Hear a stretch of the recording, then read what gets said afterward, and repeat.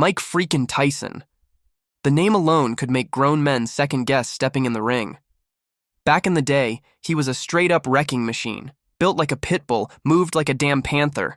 The kind of dude who didn't box, he demolished, and... yeah, at one point, the man was sitting on top of $300 million. That's right, 300, with 6 zeros. More money than you or I would know what to do with in 10 lifetimes. So, how the hell does someone go from $300 million to being broke as hell? Well, let me tell you something, brother. Mike Tyson had a talent. Not just for knocking folks out, but for spending money like it was on fire. The man couldn't hold onto a dollar if it was glued to his glove. He didn't buy cars. He collected them like Pokemon. He didn't live in a mansion. He had a damn zoo attached to his house. Literally, a freaking tiger. As in, 400 pounds of muscle and murder just chilling in the backyard, and you best believe it wasn't just for show. That tiger cost him over 70 Ks a year. To feed it, groom it, probably give it massages and play Marvin Gaye when it got stressed. Out, who knows? But here's the thing. Mike didn't just blow money on flexin'. He had zero game when it came to money management. None. Nada. It was like letting a toddler run wild in a liquor store. He'd drop a mill on jewelry like it was candy, toss cash at strangers in the club, and party like tomorrow didn't have bills. And the worst part? He had folks around him gassing him up the whole way. Agents, managers, so-called friends. Leeches, really. All living large on his dime. Parasites with expensive taste and no loyalty. By 2003, the bottom dropped out. Bankrupt. And not just broke like, I need to cut back on Starbucks. No, we're talking $27 million in debt. That's not a hole, that's a crater. IRS came knocking. Ex-wives came knocking. Bill collectors, lawyers, even his own tiger trainer was probably like, "Where's my check, champ?" And here's where it gets real sad. To pay the bills, Mike had to get back in the ring. Not because he wanted to, because he had to. The dude who once terrified the world was now fighting washed-up brawlers in low-rent arenas just to keep the lights on. He even had to sell his championship belts. Yeah. The actual belts. Pawning off his legacy to keep gas in the tank. And don't get it twisted. Mike wasn't the only guy throwing punches here. His whole life was surrounded by snakes. But at the end of the day, he threw the knockout blow to his own future. No one else, all that fame, that money, the talent, it means jack if you ain't got your head on straight. Tyson's real fight wasn't in the ring, it was in his mind. Childhood trauma, rage issues, impulse control that made a 3-year-old look disciplined, so yeah, he had the crown, he had the cash, but he couldn't hold on to either. Now let me ask you something real quick. What do normal rich folks buy when they hit it big? A yacht? Maybe a couple penthouses? Some art they can't pronounce? Sure. But Mike Tyson? Man said, "Nah, I want a tiger, not a gold chain. Not a Rolex, a full-grown, meat-eating, muscle-packed Bengal freaking tiger. 3 of them, actually. Because why stop at 1 when you can triple the chaos?" You gotta understand, this wasn't just flexin'. This was Mike Tyson-level insanity. Dude looked at a 150K exotic animal like you and I look at a bag of chips. But here's the kicker. These tigers weren't just pets. They were damn status symbols. Living, breathing proof that Tyson had more money than sense. He'd walk them around like pit bulls, post up with them in interviews like they were some kind of blinged-out accessory, and don't even get me started. On the logistics, we're talking $70,000 a year per tiger. Just in food, housing, handlers, and whatever else a killing machine needs to stay comfy. That's more than a Ferrari, and the Ferrari doesn't bite your leg off when it's moody. One of them actually did just that. Bit a woman, mauled her arm like it was a chew toy. Tyson tried to say, "Oh, she was playing rough with him." Brother, that ain't a beagle, that's 500 pounds of jungle fury. But here's where it gets real. This tiger nonsense. It wasn't just about being rich, it was about Tyson trying to fill a void, with noise, with teeth, with danger. The man didn't want peace, he wanted chaos he could control. Or at least pretend he could. Owning wild animals ain't just reckless, it's a walking metaphor. Mike couldn't tame himself, so he tried to tame the wildest damn thing he could find. And of course, it didn't last. Eventually, the tigers had to go. Too expensive, too dangerous, too what the hell is wrong with you for anyone with a lick of sense. They were taken away, sold off, or vanished into whatever pet sanctuary handles ex-celebrity jungle cats, but not before they became part of the legend and the punchline. Because now, anytime someone brings up Tyson's name, there's always that one dude who says, "Wasn't he the guy with the tiger?" And yeah, he was.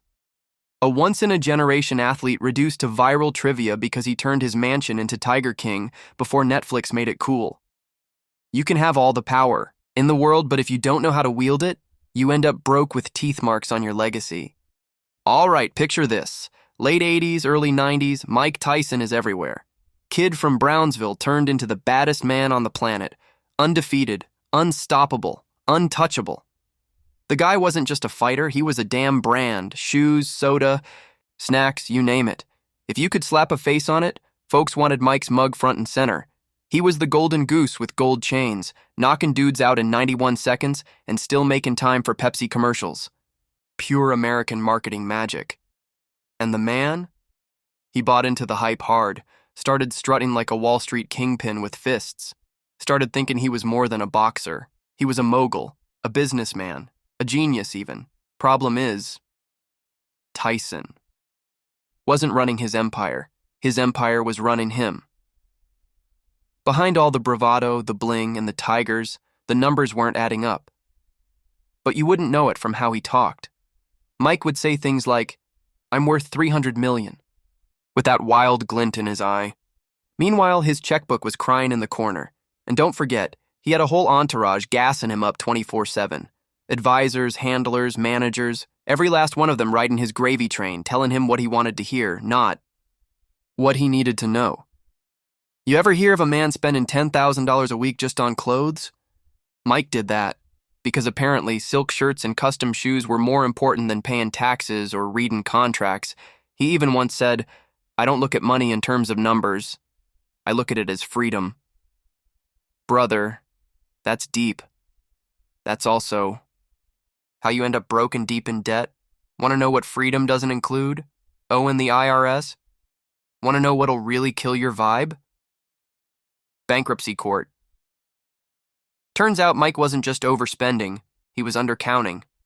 Numbers weren't just wrong, they were straight up cooked like Thanksgiving dinner. Creative accounting? Try financial fiction. Fiction so wild it'd make Stephen King say, "Whoa, tone it down." Luxury homes in 5 states, a garage full of Bentleys, jets, jewels, parties with $1,000 champagne and $10 common sense. Every dollar he made had 2 more flying out the window. And look, Tyson's image was a cash cow, but image don't pay the rent. Especially when you treat your bank account like a wishing well. Eventually, the media caught on. The public caught on. And the tax man? Oh, he been new. Suddenly, the marketing genius looked more like a magician pulling IOUs out of a head. He was the poster boy for rich, not wealthy, a millionaire who couldn't afford peace of mind. A brand name with bounced checks. So next time you see a celeb flashing watches and whips, ask yourself, is that wealth or just decoration? Hit that like button, subscribe for more financial cautionary tales, and drop a comment if you've ever tried to budget like Tyson, but without the tigers. All right, so here's the deal. Mike Tyson was pulling in some serious dough. I mean, we're talking $30 million per fight back in the day. That's not pocket change, that's, I'm gonna buy a private island kind of money. But here's the kicker. None of that cash stopped him from spiraling down the financial drain like a busted bathtub. Why? 'Cause Tyson's money game was like a leaky faucet that just wouldn't quit. Dude was spending faster than he was winning, which, let's be honest, wasn't all that hard since his prime wasn't forever. You ever hear the phrase, mo money, mo problems? Man, Mike lived it. The guy blew stacks on everything. Cars, jets, houses, jewelry, crazy parties, and yeah, those infamous tigers we talked about earlier. The dude was like a one-man shopping spree, except instead of a cart, he was dragging around a pile of IOUs. And the spending? It wasn't just treat yourself. It was full-blown reckless. Imagine getting paid tens of millions and still having to borrow cash just to pay your bills. That's like earning a paycheck but still living on ramen noodles. Then there's the tax man. And trust me, Uncle Sam don't play. Tyson was hitting up the IRS with overdue taxes like it was a second job. The IRS had his number on speed dial, and they weren't calling to chat about how nice his shoes looked. Bankruptcy? Yeah, that happened too. Tyson filed for it. Not once, but twice. Because when your expenses are bigger than your checks, you gotta hit pause and call in the pros. But here's what really gets me. Tyson's mindset. Dude always acted like the money was infinite. Like he had a money tree in his backyard or a secret vault hidden under the ring. Reality check. It ain't like that. You can't punch your way out of financial trouble, no matter how many millions you make. If you don't manage it right, you end up broke, stressed, and with your name on headlines for all the wrong reasons. All right, let's talk comebacks. Mike Tyson, the baddest man on the planet, didn't just disappear after his prime. Nah, he tried to come back like a heavyweight champ getting off the ropes. But here's the problem. The world moves fast and money don't wait for nobody. Tyson's comeback fights? Yeah, they brought some cash in, but nowhere near the glory days. Plus, he was dealing with way more than just punches in the ring. Legal battles, personal drama, and bills piling up like bad debt on a credit card. They say spotlight was still on him, but the money wasn't keeping pace. You gotta feel for the guy, trying to stay relevant, but the world's changed. Fans wanted the old Iron Mike, not the guy struggling to keep his head above water. That old swagger?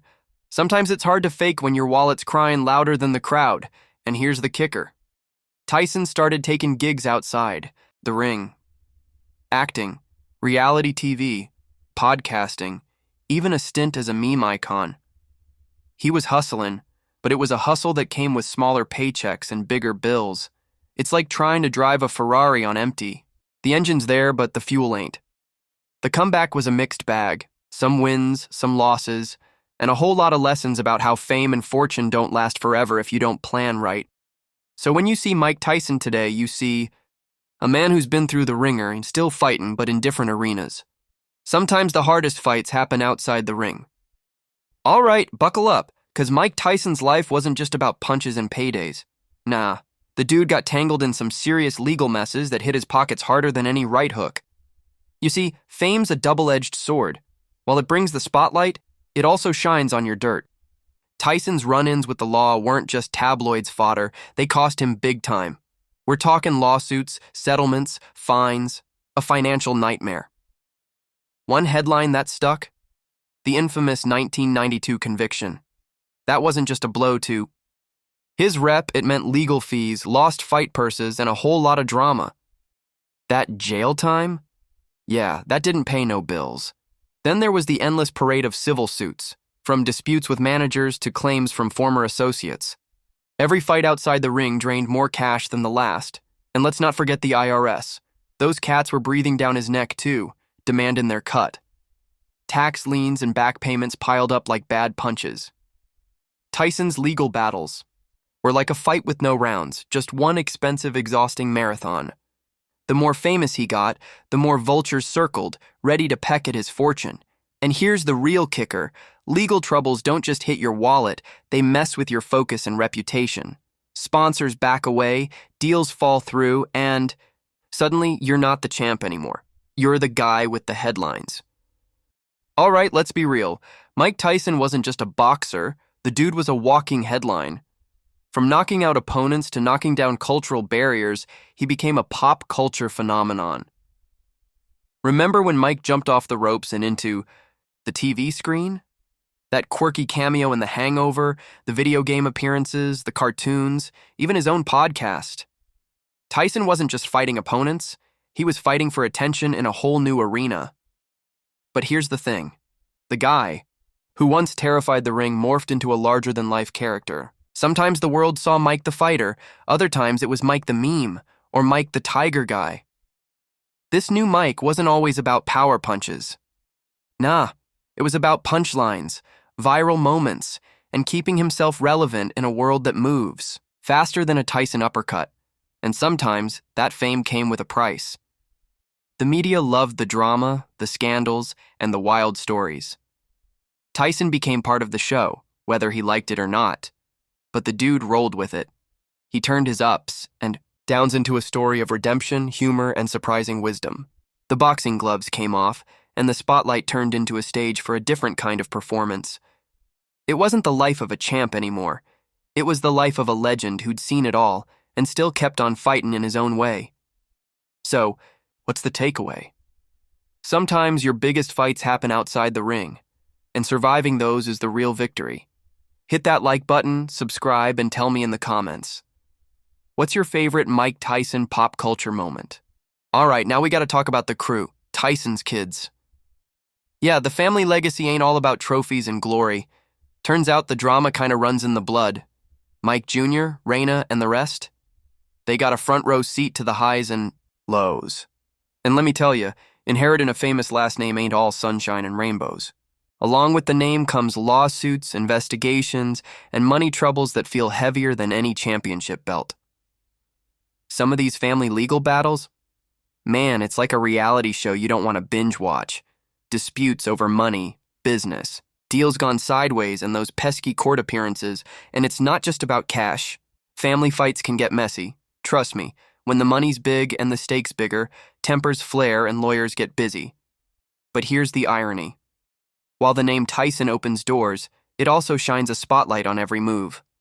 One misstep and the tabloids are ready to pounce like they're watching a title fight. Still, the family keeps pushing, trying to make their own way but carrying the baggage that comes with the legacy. It's like you're born into the ring, but the fight's never really over. All right, let's talk big moves. Mike Tyson wasn't just throwing punches. The guy got into projects that made headlines and not always for the right reasons. Remember that wild idea about building barriers? Nah, not the Mexico Wall, but the walls Tyson tried to build around his own empire. Businesses, casinos, and yeah, even personal projects. These big ventures? They looked shiny from the outside, but the bills piled up like a mountain you can't climb over. When you're spending big bucks on projects with questionable returns, it's like trying to patch a sinking ship with duct tape. Tyson's projects were high risk, high reward, but mostly high risk. The cash drained fast, and the debt collectors came knocking louder than ever. And the worst part? When those ventures flop, it ain't just your bank account that takes a hit. It's your street cred too. People start doubting if you really got the Midas touch, or if you're just another hustler who ran out of steam. Building walls ain't cheap, and sometimes the price is way more than money. It's about trust, reputation, and legacy. All right, let's wrap this up with a dose of reality. Mike Tyson, once the fiercest fighter on the planet, has a legacy that's as complicated as his punch. The dude's image, still legendary. But here's the kicker. That image sometimes costs more than the debts he owes. Yeah, it sounds crazy, but it's true. You see, being Iron Mike ain't just about the past glory. It's a brand, a symbol, and a paycheck.